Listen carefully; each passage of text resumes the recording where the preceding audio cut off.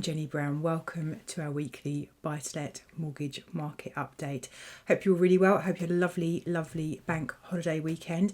Shame the weather wasn't a bit warmer, but you know what? Actually, it didn't rain for the whole thing, so I think we can count ourselves lucky in some regards. So what have we got for you this week? We've got our usual lender update. Lots of changes this week after our rather quiet week last week. Then we're going to talk to you a bit more about remortgaging and give you some fairly scary statistics about some behaviours of mortgage borrowers. And then lastly, I'm just going to give you the latest news on the housing market. So lots to cover off today.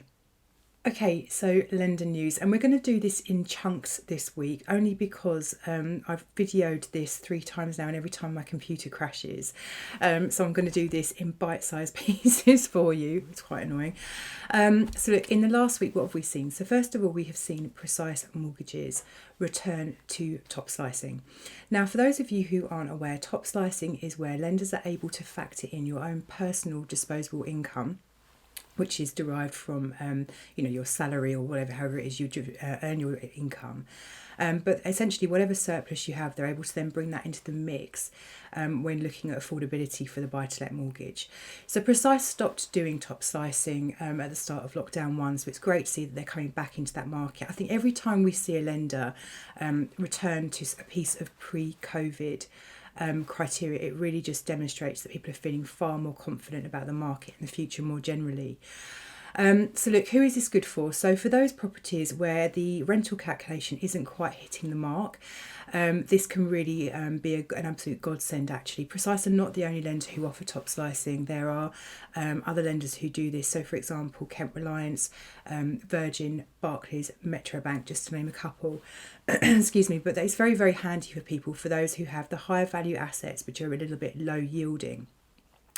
Now in our experience, top slicing tends to work particularly well for those people who don't have large portfolios, who tend to be on sort of medium to high incomes and aren't incredibly indebted, i.e. those people with lots of surplus income every month out of their earned income. What it doesn't tend to do so well for is those people who have either really large portfolios or a rather high level of indebtedness in terms of their own home mortgage, and other sort of unsecured borrowing. But like I say, it's a really, really good option. It can dig some people out of a bit of a hole if they're getting stuck in terms of the rental calculation. So great to see Precise coming back into that market. We've also seen Vida Home Loans release some new 80% loan to value 5-year fixed rates. Available in both their standard properties and also HMOs and multi-units. Now, I think it's fair to say that in the specialist end of the market, particularly on the more HMO and multi-unit type properties, those kinds of properties there, with certainly a bit short on choice in terms of lenders. So it's great to see Vida playing in that space. So look, pricing starts from 4.34% for standard properties and 4.74% for HMOs and multi-units. It is a little bit toppy, it will feel quite expensive, but actually, if you really do need an 80% loan to value product on an HMO, it's great to have a solution nonetheless. And I think it's fair to say that with those higher yielding properties, your HMOs, they can tend to absorb those slightly higher interest costs. So look, with these new rates that have come out, so they're 5-year fixes, you get a free valuation for properties of up to £1 million, and the arrangement fee is fixed at $3,750. So rather than being a percentage charge fee, it's a flat fee, which works particularly well by my calculations of loans of above £250,000. Vida have also made some further amendments to their pricing. They've made some rate reductions on their HMO multi-unit block standard range. So the rates that are available to 75% loan to value essentially. So they've dropped those down by 20 basis points. And they've also made reductions on their expat range of 30 basis points as well. So great to see Vida looking to try and stay ahead of the game in the market.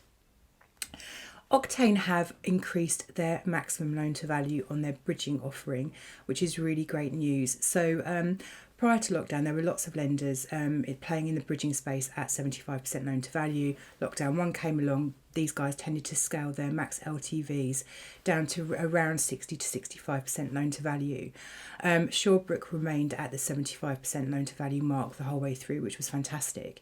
But it's really good to see Octane come back in at 75% loan to value. And like I say, this really does give me huge confidence in terms of what these guys are expecting for the market going forwards. When you're looking at bridging finance, and it's very much asset lending, so the lender is really just hanging their hat on the property itself. They have to be very, very confident about property prices. So the fact that they're going back up the line to 75% really demonstrates, to my mind, that they have some real confidence in terms of the housing market going forwards. So look, the Octane bridging finance, so first of all, these guys are incredibly quick. If you do need a bridging loan, they are second to none. They're really nice people to deal with as well. Really good guys. The people who run it have been in the industry for absolutely donkey's years. Very, very experienced. These are great for straightforward bridging. It's good for refurbishment, and also it's really good for developer exits as well. So yeah, that's really fantastic news. Now, we've also seen in the last week the mortgage lender release some semi-exclusive products. They've released 5-year fixed pricing starting from 3.89%, and also some HMO products starting from 3.99% at 75% loan to value. Now, the mortgage lender are a relatively new kid on the block. I really like them actually. I think their service is fantastic. They are really trying to incorporate technology as much as they can into their underwriting process to try and expedite things and make the whole experience more enjoyable. Funny word to use when expressing applying for a mortgage, but you know what I mean, for the borrower and actually for the broker as well. So really, really good. They're great for individual lending and also limited companies, people with large portfolios in the background. There's no minimum income requirements. They've got lots of great selling points, and actually the pricing that they've brought out, particularly in the more specialist end of the market, is incredibly good. Skipton have also made some rate reductions on their lower LTV products, so at 60% loan to value, their rates have come down. Now, Skipton are a lender who very much operate in the more vanilla end of the market, so no limited companies, no HMOs, no multi-units for them, please. But actually, that still encapsulates a huge number of landlords. So it's great to see that they've brought their pricing down, particularly at the lower end of the market. Now, in terms of dealing with Skipton as a lender, they are very good. They take a really good approach to those people with very, very minor adverse credit. They are looking for those people who have income away from property. One of the things that I really like about Skipton actually is they're able to lend to older applicants. Their age limitations or restrictions are very, very good. So great to see them bring their pricing down. We've also seen the Leeds Building Society launch some new buy-to-let and holiday-let mortgages. So they're re-entering the 75% loan to value lending space on buy-to-let mortgages, and also they're going to be for the first time offering 75% loan to value lending on holiday lets. So their holiday let pricing product starts from 4.24%, which is not bad at all. They do have a minimum income requirement for holiday let applications, which they have reduced, and it's now sitting at £60,000 for one applicant or a joint application, or one person has to earn at least £40,000 a year. The holiday let market is really going absolutely crazy at the moment. So it's great to see that the Leeds have come into that space. What I will say about the Leeds, if you are looking at holiday lets, no limited companies please, no unusual property types. They're looking for straightforward properties, which could be would be lettable as a normal family home, but you're going to be letting it on a holiday let basis. Now, lastly, we've seen the announcement that Capital Home Loans, CHL, is going to be returning to market. Now, I'm sure that you are far too young to remember this, but for us more seasoned industry people, we will remember back to 2008 when Capital Home Loans closed their doors to lending. So it's really exciting to see that they're going to be coming back to market after 13 years. They haven't really gone into a huge amount of detail in terms of what they're going to be doing, other than they're going to be sitting in the specialist end of the market. looking at the names of people who are going to be heading it up, I think we can certainly expect CHL to be playing in the limited company, HMO, multi-unit and large portfolio landlord space. That's where they've always sat and they've always been incredibly good at it. So more news on that to follow. But again, it's just always really fantastic to see a new lender pop up. The more lenders there are, the more competition there is. That's only going to be a good thing for you borrowers. Time for a telling off, I'm afraid. According to a survey released from Boone Brokers, more than 1 in 7 mortgage holders, so 15%, have never switched their mortgages.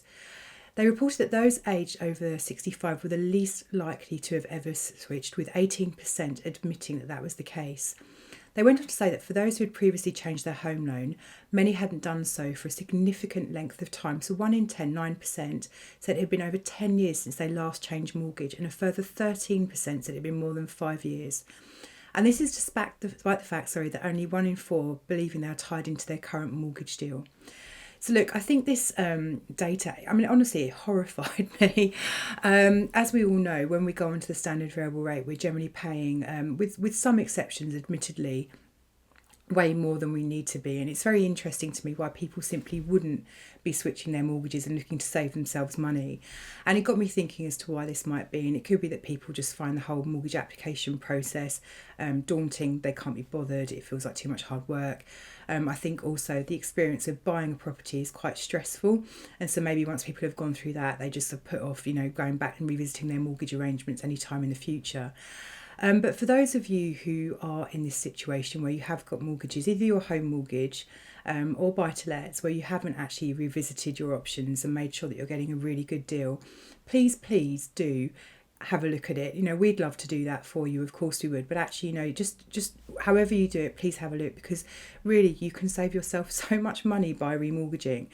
And these days, the process of applying for a mortgage, particularly on remortgages, is a lot less painful than it used to be. There's some really great technology in place. The application process is a lot slicker than it has been in years gone by. And obviously, if you've got a broker on hand to help take the pain of doing it away for you, more the better. So yeah, for those of you who haven't looked at remortgaging your properties, who aren't on top of your rates and making sure you're getting the best deal, this one's for you. Consider yourself told off. Now, just finally to wrap up, a quick bit about house prices. Now, it's very interesting when we're speaking to our clients at Mortgages for Business. What they're saying is that actually, do you know what, they are ready to invest. They've got money to put, to go and buy something with, and they're really just waiting for the right opportunity to come up. But what they are finding is that there aren't that many properties coming to market, and those that do are literally getting swooped on, and the house prices have just gone a bit mad.